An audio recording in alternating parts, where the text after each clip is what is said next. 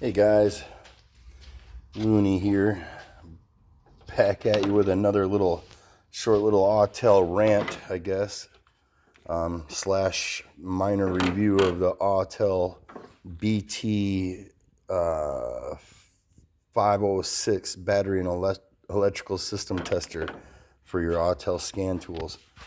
Now, I bought this about 8 months ago. I've been meaning to do a little video on it because, whatever, but I was hoping for some updates and hoping for something to make it better.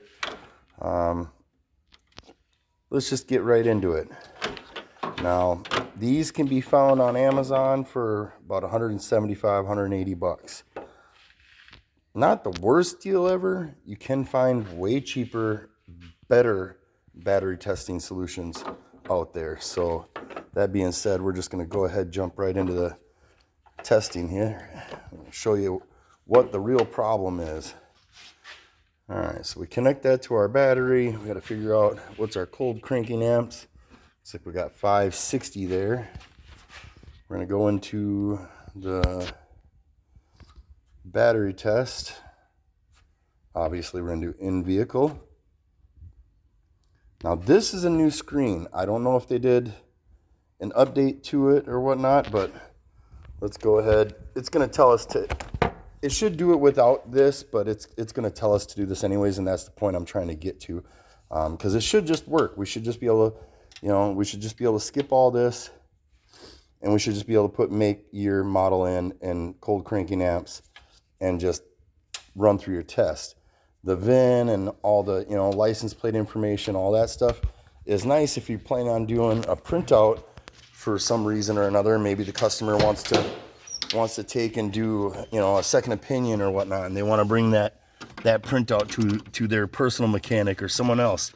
Whatever the reason may be. Sometimes it was nice to have the option.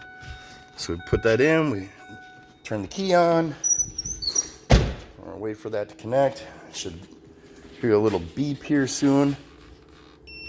So there's the beep telling us that it's connected. Now in VIN, we should have the option to scan, and we do not. Now, even if we go in here and we put all our information in manually, Ford 2004 Ranger, come on.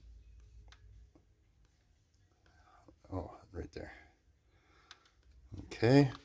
Now, in all reality, this should just work, but we hit next. Now, what the first thing it says is VIN can be obtained. Number one, connect VCI to obtain VIN automatically. Now, it even said that the very first screen we just got to, which was never there. That's part of a new update or something, I would imagine. But otherwise, you can scan the VIN on the nameplate or in the windshield or whatnot, which most of the time doesn't work. And entering the VIN manually is just a pain in the ass. Let's say I get a handful of these cars in today, and because it's 20 below zero outside, I got a lot of extra battery testing. I don't want to have to deal with this shit. Like, I just want to run the test, man. Now, that being said, let's back out of this. Let's back all the way out. Yeah. We know that's connected. Now, let's just say, for the sake of argument, let's just go into here, and we'll scan the VIN here just to prove that it works. We'll wait for it to do its little spiel. My nose is a little runny, guys. Sorry about that. All right, there we go. We got Ford. Tra-la-la. Run through it a little. Okay.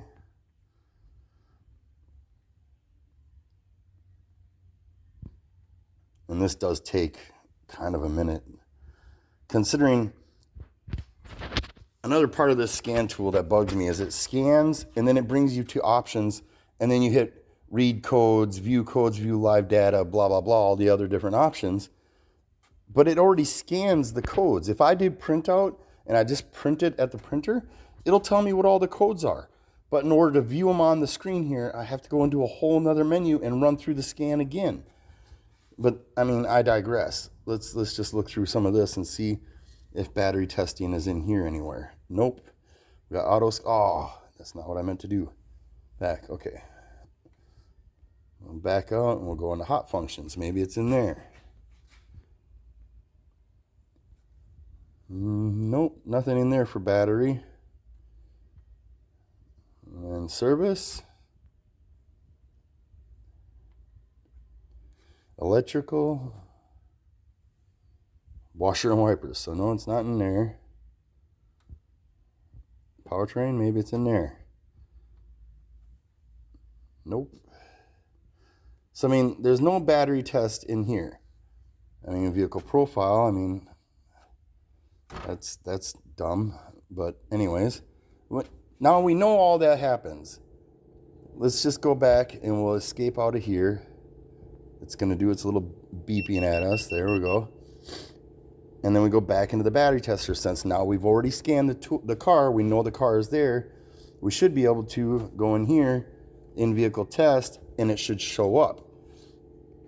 But even the VIN isn't in there. It's just not there. There's no option to connect via, like, it's just, it's very, very frustrating. I don't know what we're doing here, Autel, but this little red asterisk you got here is really fucking me.